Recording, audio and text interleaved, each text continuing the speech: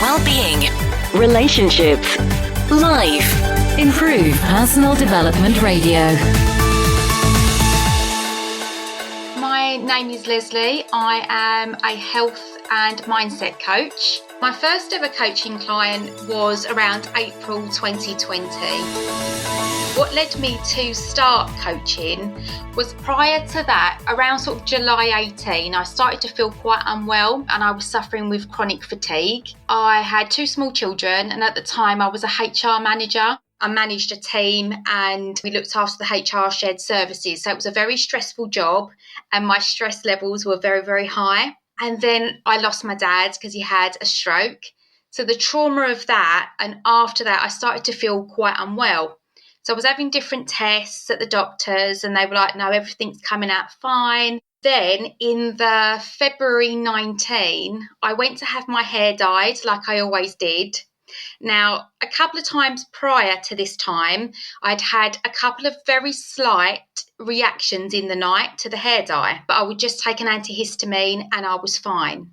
But this particular time, it was very silly of me to go, considering I'd already had 2 reactions, but went off to have my hair done. I woke up in the night, I was having a reaction, not necessarily an allergic reaction, but immune system reaction from an intolerance. Took my antihistamine thinking it would go away, and it didn't. From there, it sent my body into behaving like that every single day. To give you some idea of the symptoms I was living with on a daily basis, constant heart palpitations, permanent ear infection, which then went into a salivary gland infection. So I had no saliva coming into my mouth. I lost around 4 stone, difficulty breathing. I had permanent pain in all of my body, pain in my eyes, headaches, dizziness. I mean, you name it, I had the symptom. So my body on a daily basis would go calm and then something would trigger it to go back into like an immune reaction. It's called Mast Cell Activation Syndrome. I went for tests after that and was diagnosed with colitis. And then they said, this sounds like Mast Cell Activation Syndrome and a histamine intolerance. So basically it's like lots of, histamine building up in the body that the body then can't get rid of. So we have something in our stomach called our DAO enzyme. And if that's not working correctly, you'll get a histamine intolerance because it's not able to break that histamine down. And so all of these symptoms were coming from the level of inflammation in my body. From that, the doctors basically said, this is your immune system. This is how you're going to have to live. We need to refer you to Bart's Hospital in London. You'll be on medication for the rest of your life, steroids, antihistamines, mast cell stabilizers, etc. And I just said, no, I can't live like this. So that's when I started to study. I literally couldn't do anything. So I couldn't, go in a swimming pool because of the chlorine. For a long time, I couldn't actually wash my hair. Literally any product that touched my skin would set off a reaction in my body. So I started by healing my gut. I had to look at my diet. Was I eating properly? No. Was I managing my stress levels? No. I had to really look at my lifestyle and be really honest and then start stripping it back. I took gluten and dairy out of my diet, added in vitamin D, probiotics, and just really started to manage my stress levels with breath work, meditation, all of these, emotional freedom technique. And the last part of that puzzle was going to a hypnotherapist. So we really worked on changing how the mind sent signals into the body and changing that belief from illness to health and that I could get better. I'm a trained hypnotherapist myself now. So the brain will literally record everything that happens throughout your entire life and takes it as like little photographs and it will store it in the brain. So basically my brain was seeing all of these different things as dangerous. And so what we started to do by unpicking the subconscious brain was to send a new signal to the body that I wasn't in danger constantly. It was the very end of my journey. So I'd got myself a lot better through my diet and everything else, reducing the stress levels, looking at my external environment, taking any sort of toxic products out of my environment. But that hypnotherapy was the last piece to the puzzle. So I'm healthiest I've ever been. When I look back at the symptoms, I could only eat certain foods. I couldn't use beauty products. There was a lot that was restricting my life. And now when I look what's going on in the world today and what people are suffering with, it's very similar. And sometimes I wondered, was I put through that to be able to help people now in what's going on in the world? I work with an array of different issues, from phobias, addictions, anxiety levels, weight control, depression. The issue is really the symptom. So what we tend to do is go back, find out where the root cause is. When we kind of fix that, you lower the stress levels, which allows the nervous system to calm down, which starts to heal the immune system. So whatever's going on for people really is just the symptom of the root cause, So if you eat weight, for instance, they're eating because 75% of the time that is emotionally based. If you've got an addiction, that normally comes back to the fact that you don't feel that you're good enough. So the work, allows them to release the past, we heal the body, and then we move them into the future. And I also give them, advice on sort of healing the gut and a whole array of holistic change in their lifestyle, really. If I didn't have the reducing dose of steroids that I had to bring my body down to a certain level in the initial stages, I don't know where I'd be. So there's an absolute place for pharmaceuticals. But 90% of illnesses are caused from stress. When we actually look at our lifestyle, are we looking after ourselves? Probably not. Every day we get up and we keep going and going and going. But actually what we need to do is making sure that those stress levels are low. What we put in and into our body matters. Our external environment matters, Also, actually, something else I'd like to mention is for around 6 months, I came across a medication called LDN. It's a private medication from a clinic in Glasgow called Clinic 158. And in big doses, they give it to people with addictions. But in very small doses, it can help rebalance your entire body. For instance, people that have got conditions such as MS or diabetes, they are T1 dominant. For me, that is, suffers with allergies, intolerances, we're T2 dominant. So this medication can work to rebalance the T and B cells and also hormones. So I took that for about 6 months. It supports a healthy lifestyle, but that was amazing medication. So I would, recommend anyone to go off for themselves and research that and see if it's something that could work for them. So first of all, we would have a consultation and kind of see if we can work out where it began. If we can't, then that's fine.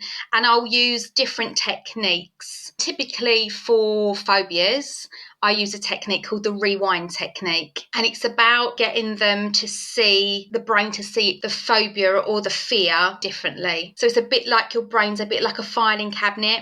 When it sees a memory, it can trigger an emotion. So what we tend to do is change the memory. It's something they've seen and they know it's from childhood, or probably like a family member who's been frightened of that particular item and it's instilled that fear in them. I don't just tend to like to work on the symptom. The way I work is very much kind of making sure they're reducing their anxiety levels, and then the symptom a lot of the time disappears by itself when they realise they're doing stuff that doesn't serve them. When they're a lot calmer, they can see that. It kind of really depends on the person. What I do is very unique to them. If you want to be hypnotised, you can be hypnotised. If you don't, then you won't be. Come with an open mind. I definitely have had people that have that analytical brain that are trying to pull it all apart, and within a couple of sessions they're like, oh, actually this really does work. And it's not necessarily about the depth of trance they go in.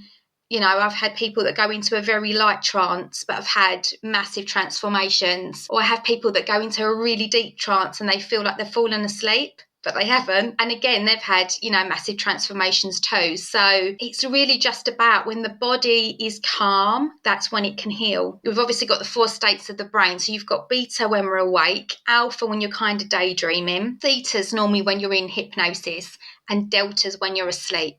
So you're just literally going into that stage just before you're about to fall asleep. And when you're that relaxed, that's when the body can heal and the subconscious mind is open to those new suggestions. And this is where things are really healed. When we talk to the conscious mind, You could want to give up a drug as much as you want to, but unless you get into that subconscious mind, because we're ruled around 95% by the subconscious, and that is where all our habits, thoughts and behaviours are stored. So until we get into that part of the brain and start to rewire it, you're going to struggle to change those habits and thoughts. So this is why this is so effective. For instance, I've got a client at the moment who's had a 7-year drug addiction. He's tried everything. He's been to rehabilitation, he's tried conventional therapy, and nothing's worked. And literally in 4 sessions working with me, he's now been a week drug-free for the first time in 7 years, apart from the time that he was in rehab. But this is the first time that he's had a week drug-free, and that's because we're working in the subconscious. But it's also about accepting the past but letting it go. So we have memories that are emotionless. When the brain sees it as the present or just happened, it will trigger an emotion in part of the brain. But what the techniques do is start to file it back into the neurocortex so that the brain sees it as further back. But also what it can do is change the colour of it and take the emotion out of it. And it's there. And I have so many clients do this. They say, I'm trying to bring that memory to mind and I can't see it. Or if they can see it, it's kind of changed to black and white and there's no emotion attached to it. And then what the brain tends to do as well is, if there's lots of memories, when you do the technique on just a couple of them, it tends to file the rest of them as well. So if there's lots of trauma that's gone on, if you take the most significant ones, the brain will tend to file the rest of the memories too. And then you're able to kind of see the future. And I'll get them to start to see their future and how they want it to pan out. So we've kind of let go of the past, we're calming down the nervous system, the immune system, the whole body, and then we're moving them into the future so they can see their future. What we have is our different respirational systems. Some of us are auditory, so we learn better through hearing. Some of us are visual, obviously sight. Some of us are kinesthetic, so we learn through touching, practical.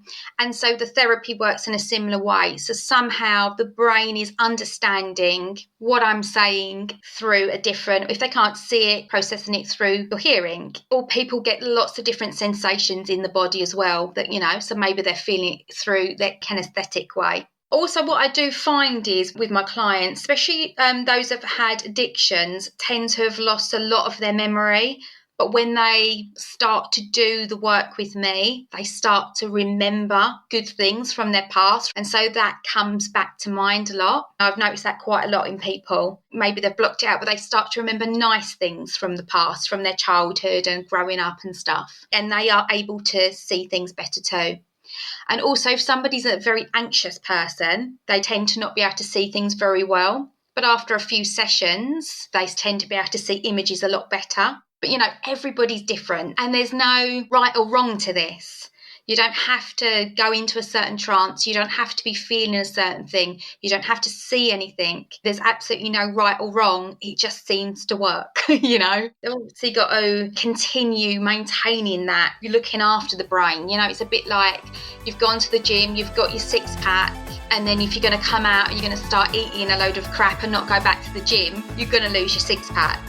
And it's similar with the brain, it's a muscle, you need to keep it healthy. It's just as important as going to the gym to keep your body healthy as it is doing some mindset work every single day to keep your brain healthy. The best place to find me is on Instagram, the place I tend to hang out most. So I'm at Lesley Moule. Improve Personal Development Radio.